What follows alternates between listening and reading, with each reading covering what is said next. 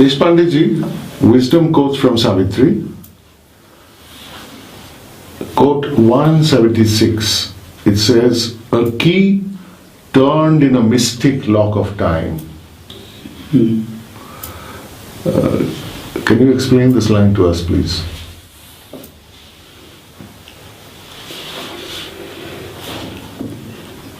That's a very difficult question. Basically, the whole thing is mystic, it is locked, and the key is invisible. And what is going to happen is perhaps going to happen in time, not in eternity, but in time, in movement, in action, in this Lord creation. And perhaps it is that separation between the timeless and the time which is being spoken of here. But before that, perhaps we can have some idea of what happened before, earlier to this particular line here. Essentially, Savitri was in the transcendent, and she was offered the boon of staying with her husband in the transcendent realms, which she refused.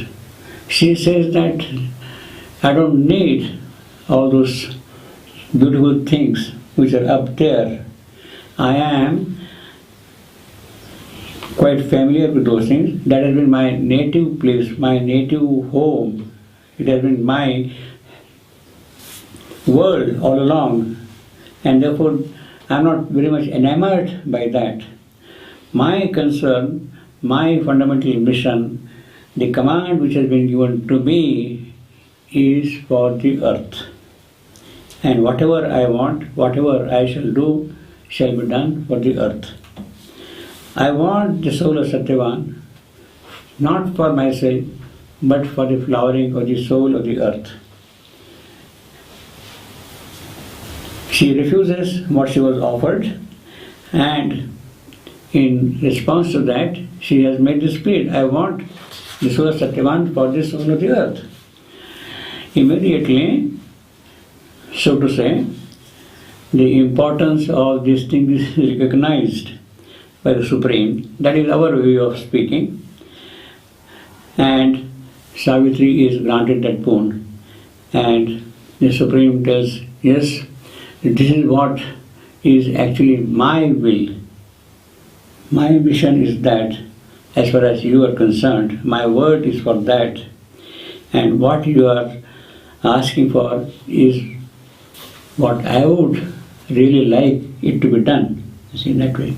So Savitri is told finally that yes, you can go back with Satyavan, and there will be the life divine upon earth. With that boon, Savitri comes down to the earth. While she is descending from the transcendental realms, with the soul of her husband, like a bird being held very close to her bosom, she is coming down. Even as she is coming down, she sees that Krishna and Cali are also following her. Krishna, rapturous, smiling, charming, beautiful, and as he comes down, he turning into a woman, Kali. In fact, I will rather say that the boon Savitri has received is essentially the boon of bringing down upon earth Krishna and Cali, to establish Krishna and Kali's presence and activity upon earth. It is that she has really brought down here. Conquest of death, in that sense, is incidental. This would not have happened unless death is removed. Death is removed, death is transformed, and now Krishna and Kali are coming down here.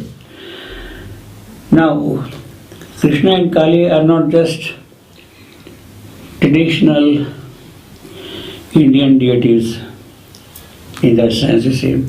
Krishna stands for the Anandamaya Purusha, the being of bliss, of delight, of joy, of play in the divine sense.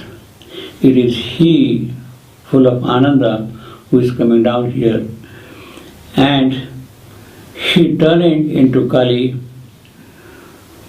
would mean that it is that Ananda which is now becoming operative in the process of time upon earth. Kali's function is the dynamism of the consciousness of Krishna. It is that which comes into operation here. So Kali is necessary for the manifestation of Ananda in this creation. But Kali cannot do that unless there is first the Anandamaya Purusha behind her. So Krishna and Kali had to come down along with that, along with her, you see. That is the greatest boon Savitri has received. Incidentally, although Savitri, major part, the important part of Savitri was written by Sri Aurobindo in the 1940s, this particular aspect starts appearing even in the very early drafts of Savitri, as early as 1918. So Sri Aurobindo already had that vision, we might say vision, or we might say knowledge of that thing, that this is what should happen here. In his record of yoga, he quite often mentions the names of Krishna and Kali, and they are mentioned again and again in the context of terrestrial manifestation, again and again. So this is what is happening here. Now while Savitri is coming down here,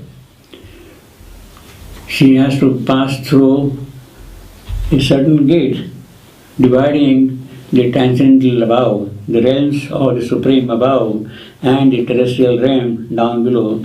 So there is a kind of a gate there, and that gate is guarded by the divine spirit. One could say perhaps that that spirit is none but Satchidananda himself, the triple glory of the manifested Absolute. The Absolute, who was non-manifest, has manifested first himself as Satchidananda.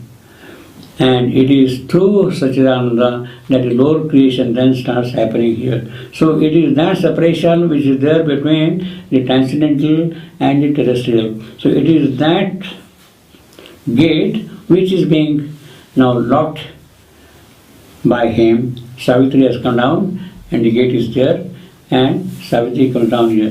He is a spirit full of light, and while Savitri is coming here, it is happening in a prophetic moment.